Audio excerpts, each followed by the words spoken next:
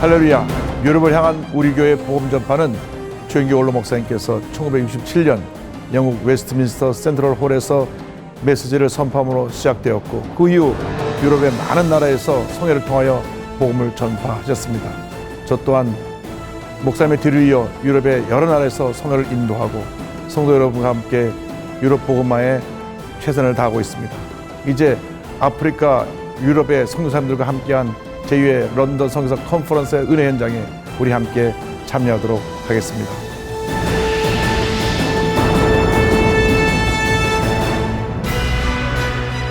(19세기) 세계 선교를 주도하고 위대한 선교사들을 남긴 영국.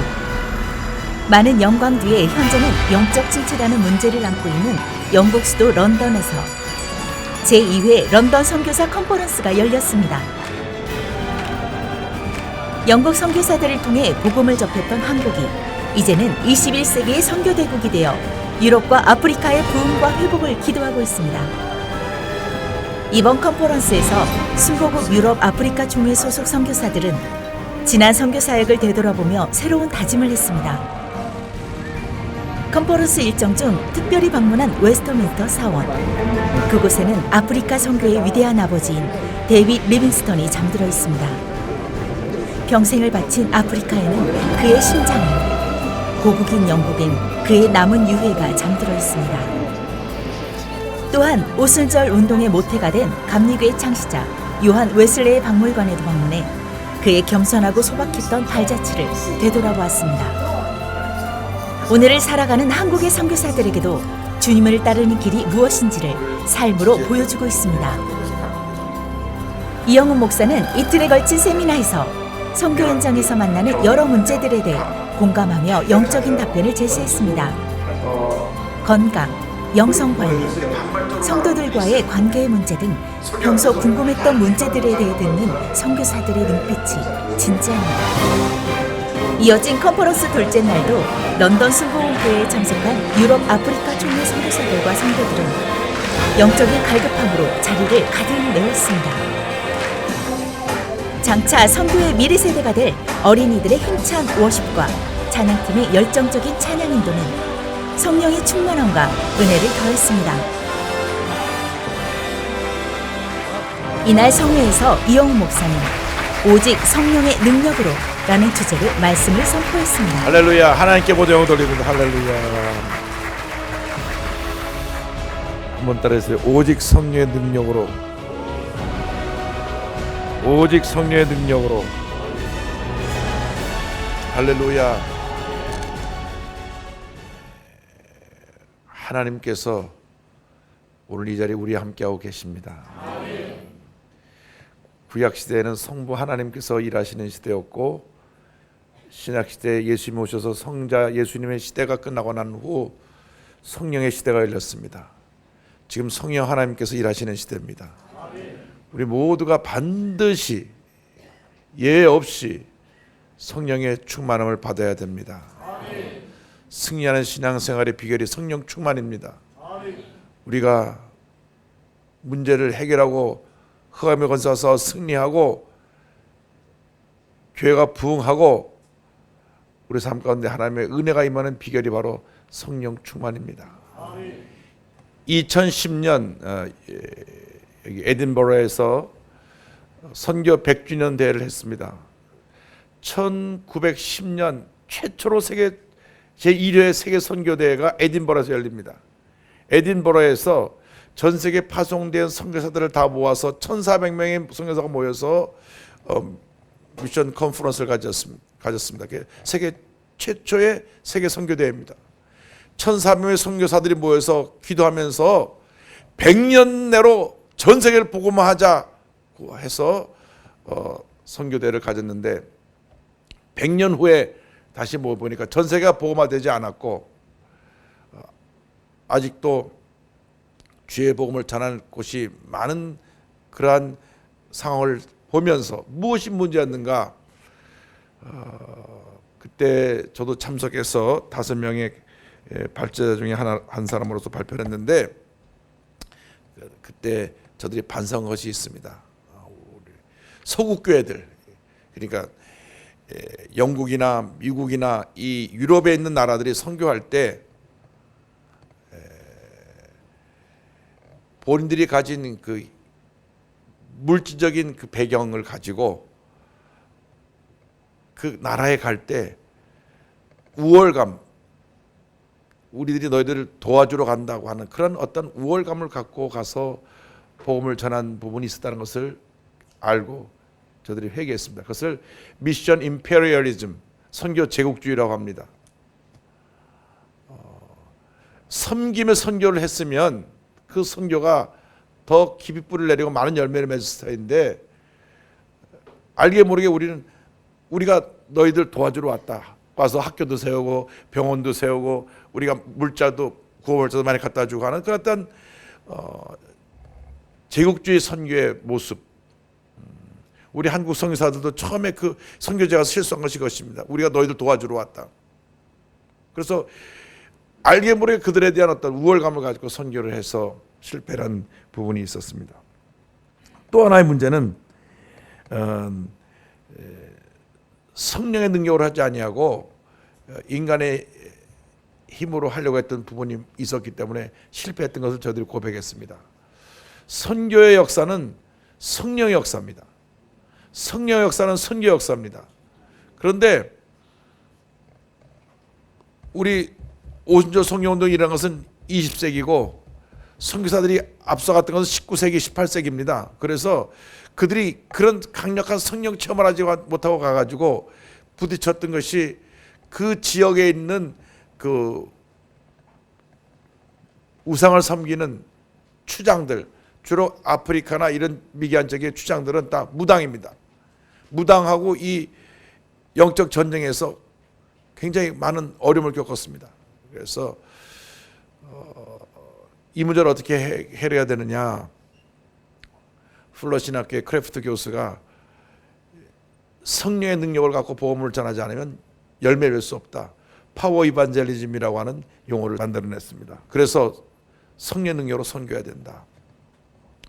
그래서 21세기 선교는 두 가지입니다. 하나는 섬김의 선교, 미션 위드 휴밀리티. 또 하나는 성령에 의한 선교, 미션 위드 파워 오브 더 홀리 스피릿. 그래서 성령의 능력에 의한 선교를, 섬김의 선교를 할 때 하나님께서 21세기의 위대한 부흥의 역사를 일으켜 줄 것을 믿습니다. 이 모습이 예수님의 선교사역을 통해서 사도행전 10장 38절에 자세히 설명되어 있습니다. 10장 38절을 보면 첫째로 성령과 능력이 함께 하신 사역이었다. 하나님이 나사렛 예수에게 성령과 능력을 기름 붓듯 하셨음에 주여 우리에게 성령으로 충만케 하시고 성령의 능력이 기름 붓듯 임하게 하여 주시옵소서. 능력 있는 신앙인들로 우리가 쓰임받게 하여 주옵소서. 세상에 나가서 그 세상의 도전에 무기력하게 넘어지는 자들 되지 않게 하시고 성령의 능력으로 모든 흑암의 권세를 이기고 죄와 싸워서 승리하고 하나님의 영광을 나타내는 우리 모두가 되게 하여 주옵소서. 여러분 모두가 성령 충만 받고 권능 받아서 하나님의 귀한 역사를 감당하게 되기를 바랍니다. 예수님께서 승천하실 때 제자들에게 분부하신 말씀이 있습니다. 사도행전 1장 4절 5절 보면 예루살렘을 떠나지 말고 내게서 들은 바 아버지의 약속하신 것을 기다리라. 요한은 물로 세례를 베풀었으나 너희는 면하는 어때요? 성령으로 세례를 받으리라 말씀하셨습니다. 그리고 사도행전 1장 8절에 예수님 말씀하시기를 오직 성령이 너희에게 임하시면 너희가 권능을 받고 예루살렘과 온 유대와 사마리아와 땅까지 이르러 증인이 되리라 하시니라. 여기 사도행전 1장 8절에서 세 가지 단어를 우리가 주목해야 됩니다. 첫째가 성령이고 둘째가 권능이고 세 번째가 증인입니다. 성령 받으면 권능을 받고 권능을 받으면 증인이 되는 것입니다. 세 개는 같이 가야 되는 것입니다. 성령을 받았다고 하는데 권능을 안 받았으면 성령을 받은 것이 아닙니다. 성령을 받는데 권능을 받았는데도 증인이 안 됐다고 하면 제대로 받은 것이 아닙니다. 성령 받으면 권능을 받는데 왜 권능을 받느냐? 복음의 증인이 되라고 권능을 받는 것입니다. 이 권능이란 말이 헬라어로 두나미스입니다. 두나미스란 말에서 영어 다이나마이트가 나왔습니다. 폭발적인 능력, 성령 받고 폭발적인 능력을 받아서 그 능력을 가지고 복음의 증인으로 쓰임받게 되기를 바랍니다. 이 증인이란 말도 헬라어로 말투스인데 이 말투스란 말의 의미가 두 가지입니다. 하나는 위트니스, 하는 증인이고 하나는 마르터 순교자입니다. 그래서 성령 받고 권능 받으면 목숨 내놓고 복음을 전하는 순교자적인 영성을 가진 복음의 증인이 된다고 하는 것입니다. 여러분이 복음을 적당히 정하는 것이 아니라 목숨을 걸고 전하는 것입니다. 내가 이 복음을 전하다가 내 생명의 위협을 당하고 내가 순교하게 되더라도 복음 전하는 일을 소홀히 할 수 없습니다. 그러므로 여러분 모두가 성령 충만 받고 권능 받아서 내 생명까지 아낌없이 주님께 드릴 수 있는 복음의 증인들이 되시기를 주님의 이름으로 축원합니다. 둘째로 예수님께서 모든 선한 일을 행하셨다고 말씀합니다. 성령의 역사는 우리의 삶의 행위로 증명되어야 합니다. 믿음의 역사는 행위가 꼭 따라야 합니다. 행위가 앞서가면 안 되지만 행위는 꼭 뒤따라가야 합니다.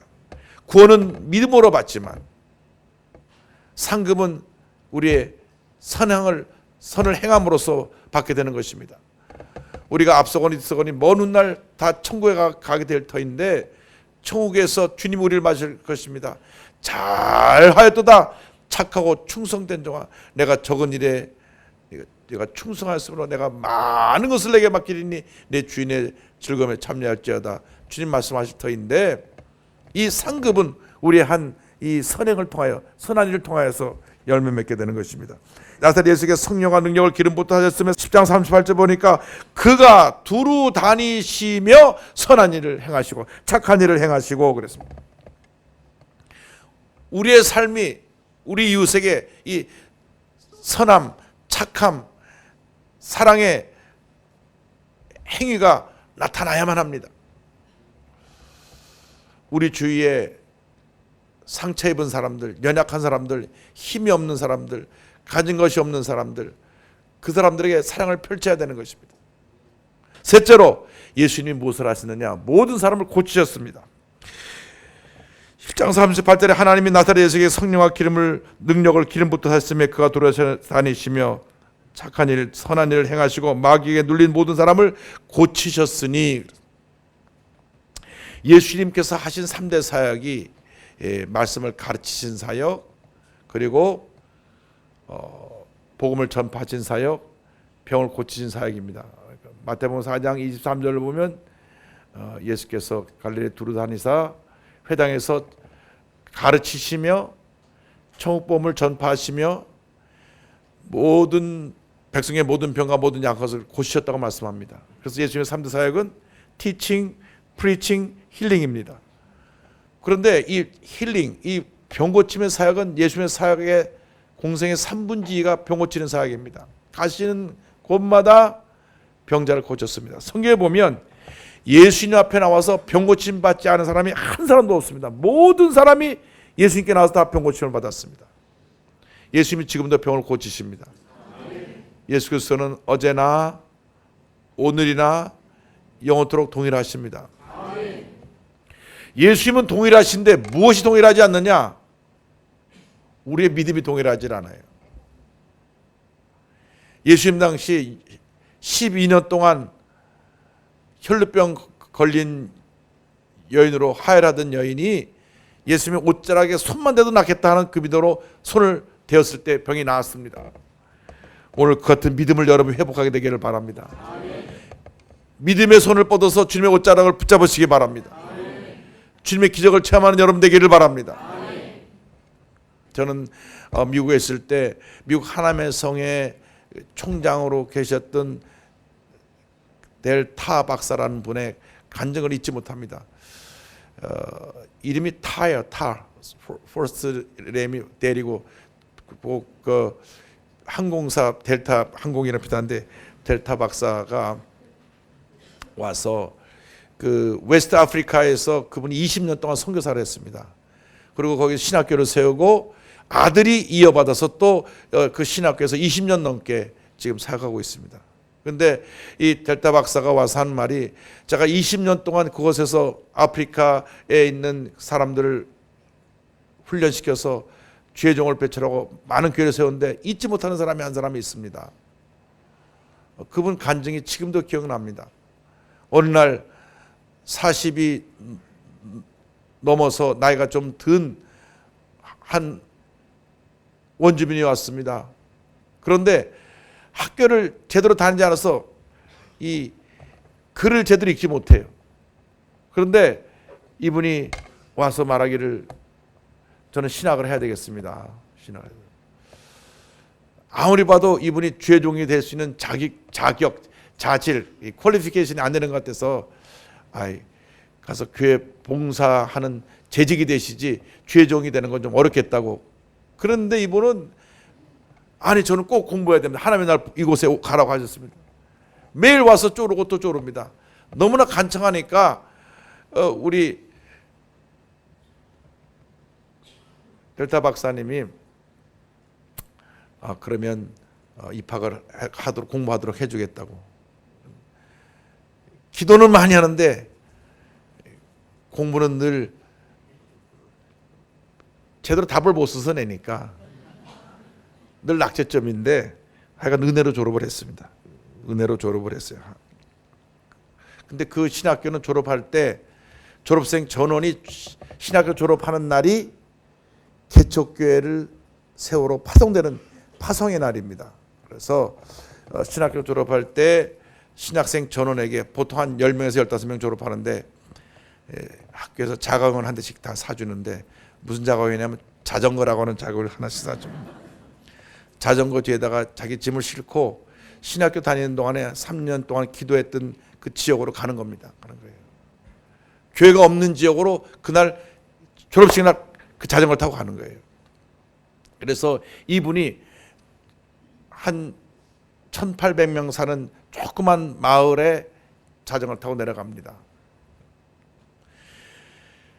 그곳에서 8년 동안 사역을 하는데 8년간이요 3명밖에 전도를 못했어요. 3명.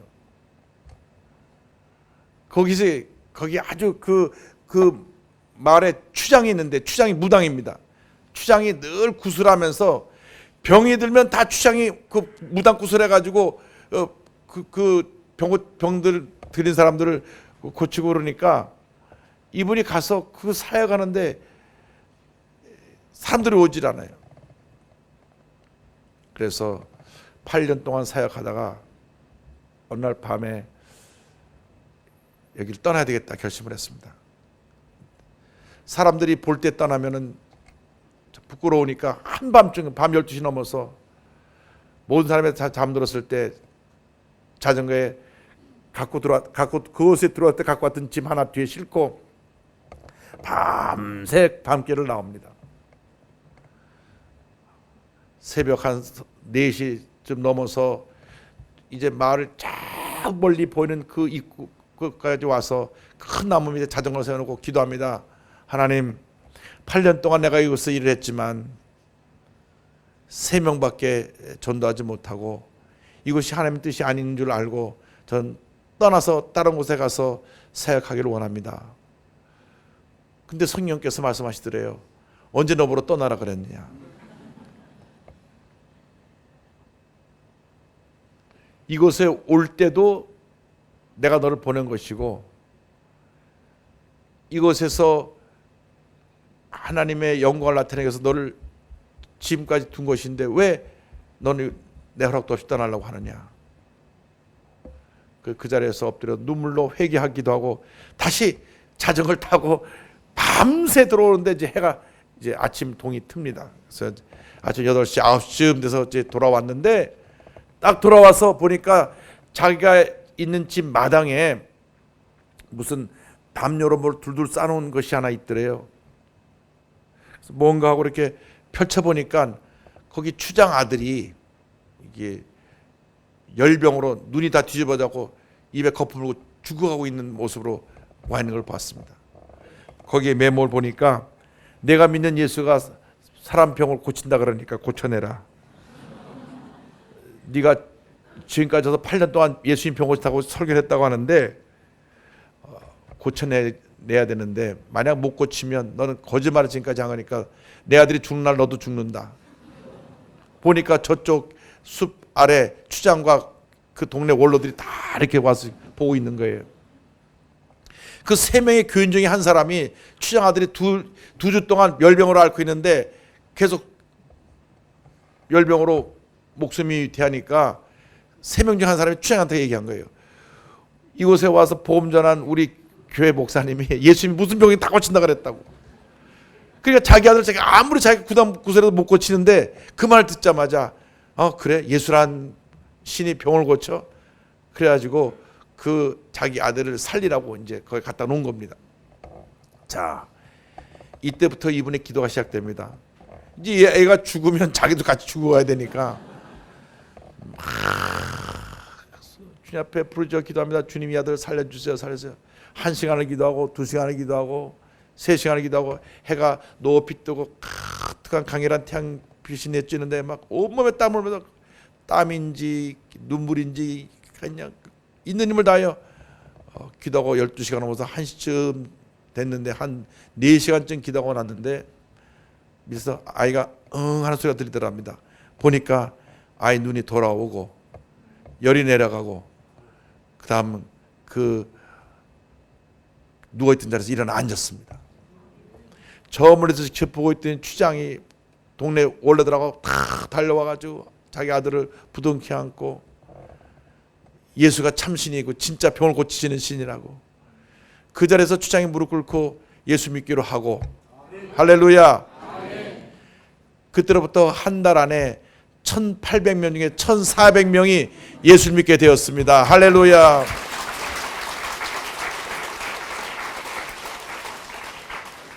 내임으로 8년 동안 복음을 전하려고 할 때는 3명밖에 복음을 전하지 못했지만은 성령의 능력이 임해서 성령께서 함께 하셔서 예수님의 병 고치는 사역을 그들에게 보여줌으로 말미암아 한 달 만에 1,800명 중에 1,400명이 주님께 돌아오고 큰 교회가 그곳에 쓰는 놀라운 역사가 나타났습니다.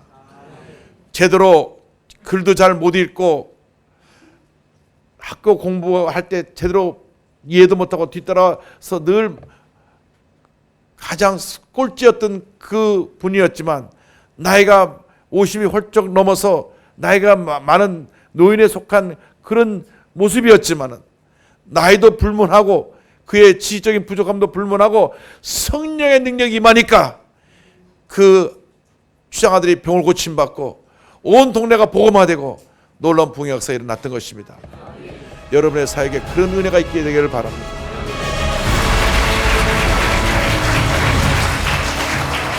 설교 후 이어진 통성기도 시간. 침체된 영국 교회의 부흥과 유럽, 아프리카의 복음화를 위해 모두가 간절히 기도했습니다.